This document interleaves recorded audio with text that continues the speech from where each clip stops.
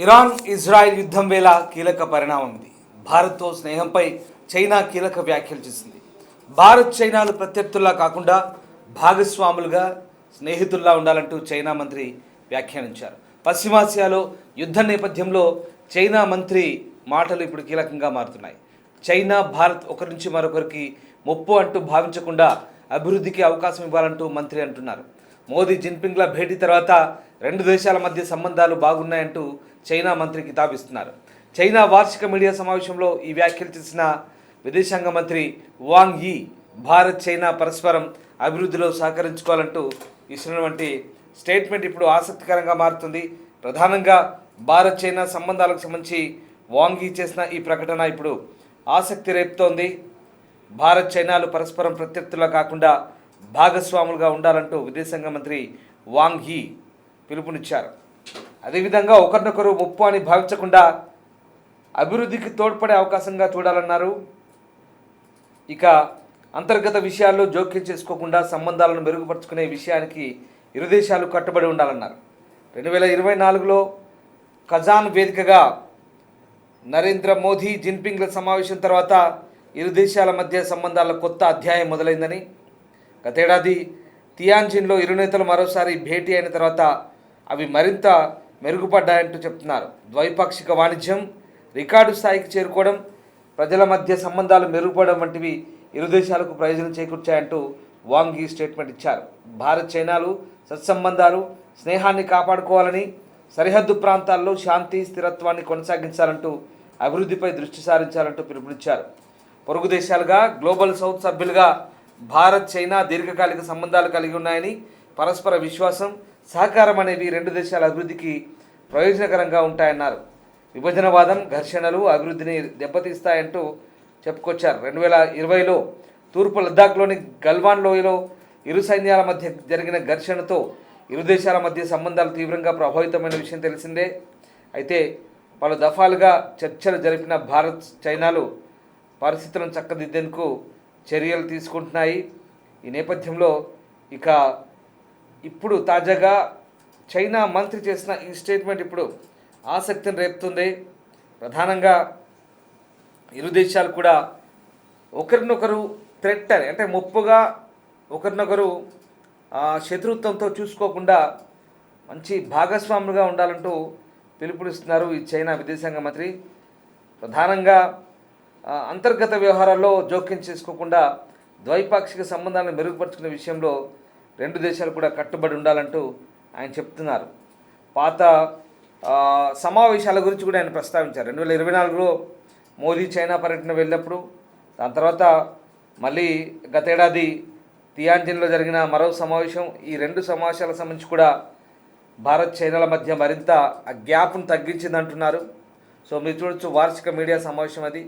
China ప్రభుత్వం ఏర్పాటు చేసిన ఆ మీడియా సమావేశానికి పెద్ద ఎత్తున చైనా మీడియాతో పాటు అంతర్జాతీయ ప్రతినిధులంతా కూడా హాజరయ్యారు. ఆ సమావేశం చాలా ప్రపంచ దృష్టిని ఆకర్షించింది. ఈ మీడియా సమావేశం అక్కడి ప్రజలంతా కూడా ప్రస్తుతం ఈ వార్షిక సమావేశం గురించే డిస్కస్ చేసుకుంటారు. ప్రధానంగా చైనా మంత్రి చేసిన ఈ స్టేట్మెంట్ ఏదైతే ఉందో, ఆయన భారత్కు స్నేహహస్తం చాస్తూ చేసినటువంటి ఆ స్టేట్మెంట్ని ఇటు భారత్ కూడా ఆయన స్టేట్మెంట్ని పరిశీలిస్తోంది. సో ఆ రకంగా భారత్ చైనా మధ్య సంబంధాలు పునరుద్ధరించబడాలి, ప్రధానంగా దౌత్యపరమైన అంశాల్లో మరింత బలంగా ఉండాలంటూ ఆయన చేసినటువంటి స్టేట్మెంట్ ఏదైతే ఉందో ఇప్పుడు ఆసక్తి రేపుతోంది. ఇక ఈ రెండు దేశాలు కూడా సత్సంబంధాలు కలిగి ఉండాలి, సరిహద్దు ప్రాంతాల్లో శాంతి స్థిరత్వాన్ని కాపాడుకోవాలంటూ వాంగ్ యీ చెప్తున్నారు. ఇక గ్లోబల్ సౌత్లో భాగస్వాములుగా ఉన్నటువంటి ఈ రెండు దేశాల మధ్య సంబంధాలు చాలా బాగున్నాయని, పరస్పర విశ్వాసం సహకారంతో అందరూ కలిసి పనిచేయాలంటూ చెప్తున్నారు.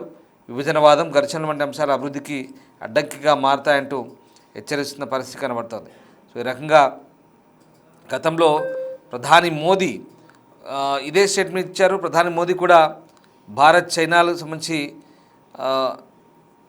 జిన్పింగ్ అటు మోదీ కూడా ఇదే స్టేట్మెంట్ ఇచ్చారు. షాంఘై సహకార సంస్థ SCO శిఖరాగ్ర సమావేశం జరుగుతున్నటువంటి తియాన్జిన్ వేదికగా ఇద్దరు నాయకులు కూడా ఈ సమావేశం జరిపినప్పుడు ఇద్దరు ప్రత్యర్థులుగా కాకుండా కలిసిమెలిసి ఉండాలంటూ జిన్పింగ్ మోదీకి చెప్పినప్పుడు ఇరు దేశాల మధ్య ఇప్పుడు శాంతి స్థిరత్వ వాతావరణం ఉందంటూ మోదీ కూడా అన్నారు. సో ఆ రకంగా షీ జిన్పింగ్తో జరిపిన చర్చల సందర్భంగా నరేంద్ర మోదీ మాట్లాడుతూ గత సంవత్సరం జూన్లో అంటే 2024 జూన్లో ఒకసారి కలిసినప్పుడు కూడా అర్థవంతమైన చర్చలు జరిగాయి, సానుకూలంగా ఉన్నాయి. తర్వాత సరిహద్దులో బలగాలు వెనక్కి వెళ్ళిన తర్వాత శాంతి స్థిరత్వం ఏర్పడి సరిహద్దు నిర్వహణ ఇద్దరి మధ్య ఒక ఒప్పందం కుదిరిందంటూ చెప్పుకొచ్చారు. ఆ తర్వాత మళ్ళీ అంటే మొన్న 2025లో జరిగిన తియాన్జిన్లో జరిగిన సమావేశంలో కూడా అదే అంశాలను కూడా ప్రస్తావించుకున్నారు. సో ఆ రకంగా మోదీ కొన్ని అంశాలను సూచించినప్పుడు చైనా ప్రధాని కూడా చైనా అధ్యక్షుడు కూడా దానికి ఓకే చెప్పారు. ఇటు చైనా అధ్యక్షుడు కూడా ప్రపంచ మార్పు దిశగా కదులుతుంది. చైనా భారత్ ప్రపంచంలోని అత్యంత పురాతనమైన రెండు నాగరికత కలిగిన దేశాలు, అత్యంత జనాభా కలిగిన దేశాలు, గ్లోబల్ సౌత్లో భాగము. డ్రాగన్ ఏనుగు స్నేహితులుగా ఉండడం, మంచి పొరుగువారిగా ఉండడం చాలా ముఖ్యమంటూ ఆయన కూడా స్టేట్మెంట్ ఇచ్చారు.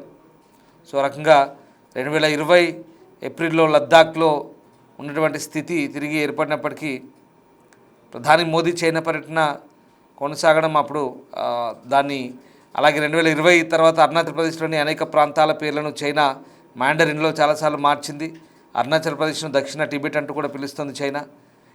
టిబెట్, తైవాన్ రెండు చైనాలో భాగమనే వన్ చైనా విధానాన్ని కూడా మరి భారత్ నమ్ముతుందా లేదా అనేది పక్కన పెడితే ఇక్కడ చైనాలో జరిగినటువంటి ఆ SCO సమావేశానికి ప్రధాని మోదీ హాజరు కావాలని నిర్ణయించడం కూడా ఎవరు ఊహించలేదు అప్పుడు. సో రకంగా 2023లో SCO అధ్యక్ష పదవిని భారత్ నిర్వహించింది కాబట్టి ఇది వర్చువల్గా జరిగింది కాబట్టి అప్పుడు చైనా ఆధిపత్య కూటమి పట్ల భారత్ పెద్దగా ఉత్సాహం లేకపోవడమే దానికి కారణం. సో అంతకుముందు 2022లో G20 సమావేశాలు కూడా ఢిల్లీలో జరిగాయి. చైనా అధ్యక్షుడు జిన్పింగ్ దానికి అప్పుడు రాలేదు. అప్పుడు మోదీ చైనా పర్యటన అమెరికాతో క్షీణిస్తున్న భారత సంబంధాలతో ముడిపడినట్టుగా చెప్పారు. సో రకంగా అక్టోబర్లో కజాన్లో, రష్యా కజాన్లో మోదీ జిన్పింగ్ సమావేశమయ్యారు. కజాన్లో జరిగిన ఈ బ్రిక్స్ సమావేశంలో ఈ రెండు దేశాలు కూడా అమెరికా ప్రయోజనాలకు వ్యతిరేక గ్రూపులుగా పరిగణిస్తూ అప్పుడు కలిసిన సమయంలో, తర్వాత మొన్న తాజాగా తియాన్జిన్లో కలిసిన సమయంలో భారత్ సంబంధాల గురించి బలోపేతం చేయడం, అమెరికన్ సుంకాలను ఎదుర్కోవడం కూడా అప్పుడు పెద్ద చర్చగా మారిన పరిస్థితి. సో ఓవరాల్గా మనం ఇక్కడ ఒకటే అంశం గమనించాలి. ఇప్పుడు చైనా మంత్రి వాంగ్ యీ చేసిన స్టేట్మెంట్ కూడా అదే.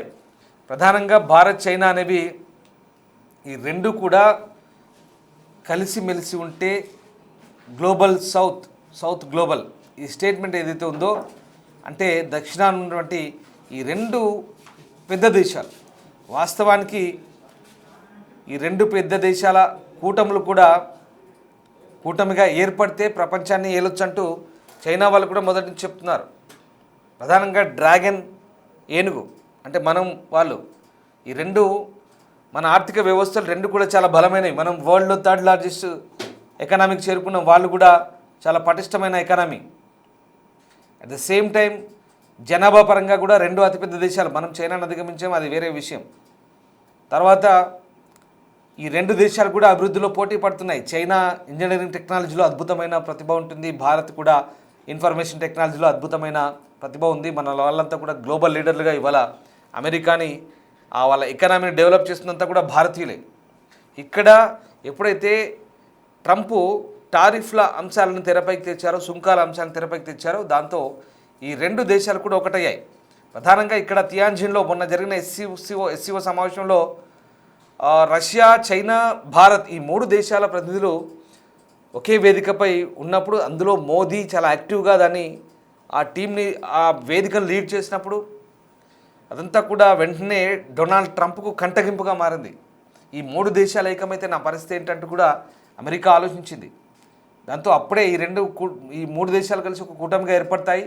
ప్రధానంగా గ్లోబల్ సౌత్లో ఇండియా, చైనా కనుక కలిస్తే ఎకనామీ చాలా గట్టిగా ఉంటుంది, అప్పుడు మన పరిస్థితి కష్టంగానే అంటూ అమెరికాతో పాటు పశ్చిమ దేశాలు కూడా కొన్ని భావించాయి. కానీ ఇక్కడ పశ్చిమ దేశాలకు పెద్దగా అభ్యంతరాలు ఏం లేవు, మన మీద ఉన్నదల్లా అమెరికాకే.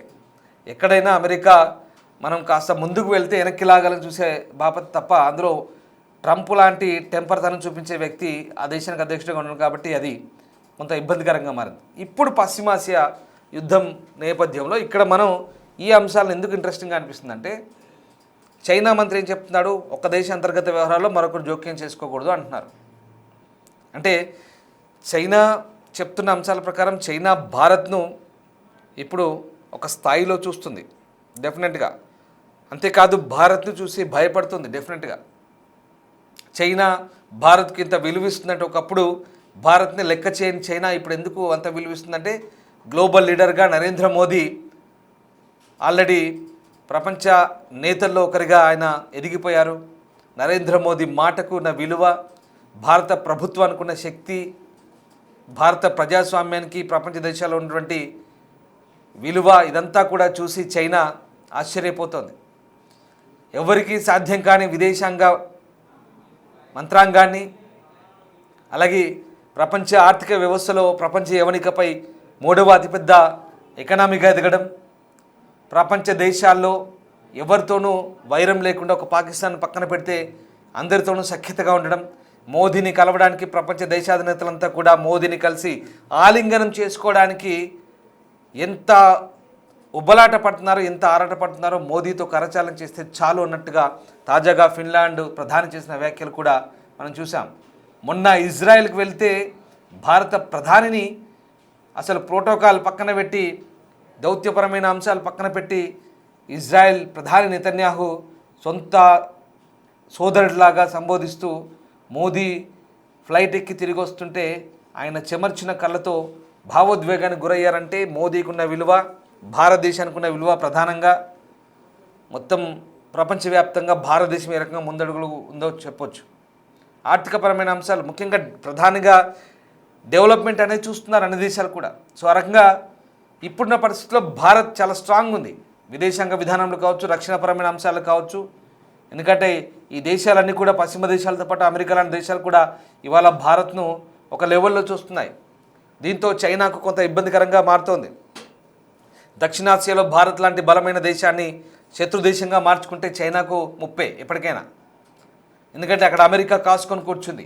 కాబట్టి ఈ పశ్చిమాసియా యుద్ధం జరుగుతున్న నేపథ్యంలో అక్కడ అమెరికా, ఇజ్రాయెల్ ఏ రకంగా మిడిల్ ఈస్ట్పై దాడి చేస్తున్నాయో, ఇక్కడ మోదీ పర్యటన తర్వాత నెక్స్ట్ డేనే ఇవన్నీ జరిగాయో, దాని తర్వాత ఇటు ఒక రకంగా ప్రస్తుతం మోదీ చరిష్మాని, తర్వాత మోదీకి ఉన్నటువంటి బలాన్ని పశ్చిమ దేశాలకు ఎంత మనము విలువిస్తామో వాళ్ళు మనకి ఎంత విలువిస్తారో, ఈ అంశాలన్నీ కూడా బేరీ చేసుకున్న తర్వాత, దాంతోపాటు ఇవన్నీ పక్కన పెడితే, ఈ లాజిక్లన్నీ పక్కన పెడితే ఒక్కసారి గతంలో జరిగిన సమావేశాలు, తియాన్జిన్లో జరిగిన సమావేశాలు, అంతకుముందు జరిగిన రష్యాలో జరిగిన బ్రిక్స్ సమావేశాల సందర్భంగా ఇద్దరు నేతలు కలిసి మాట్లాడుకున్న మాటలు, మనం కొట్టాడుకోవడం పక్కన పెడదాం, శత్రుత్వాలు పక్కన పెడదాం, కలిసిమెలిసి డెవలప్ చేసుకుందామంటే ఇద్దరు ఇచ్చిన మాటలు.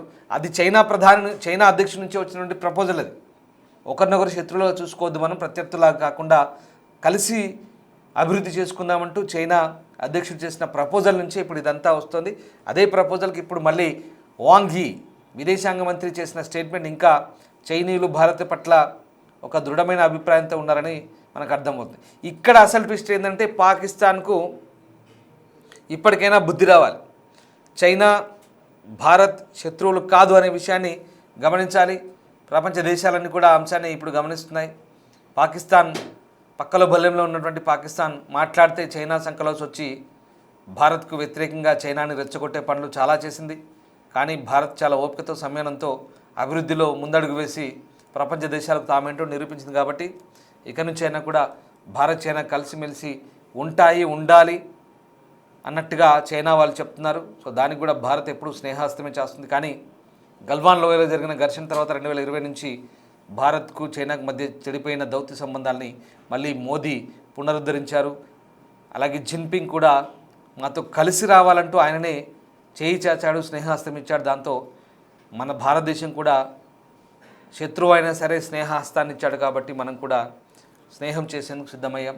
కానీ భారత్ తన సొంత ప్రయోజనాల విషయంలో ఎక్కడా రాజీ పడదనే విషయాన్ని ఎప్పుడూ కట్టుబడింది.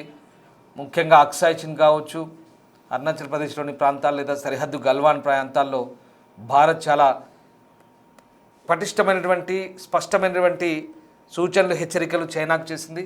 సో ఇప్పటికైతే అక్కడ సరిహద్దు ఉద్రిక్తతలు అయితే తగ్గాయి. దాని తర్వాత భారత్, చైనా కలిసి ముందడుగు వేయాలని నిర్ణయించుకున్నాయి. ఇక భవిష్యత్తులో కూడా కలిసి ముందడుగు వేసి కనుక సౌత్ ఏషియాలో ప్రపంచంలోనే ఈ రెండు గ్లోబల్ పవర్స్ ప్రపంచాన్ని ఖచ్చితంగా శాసించే అవకాశం ఉందంటూ చైనా కూడా భావిస్తోంది. Thank you.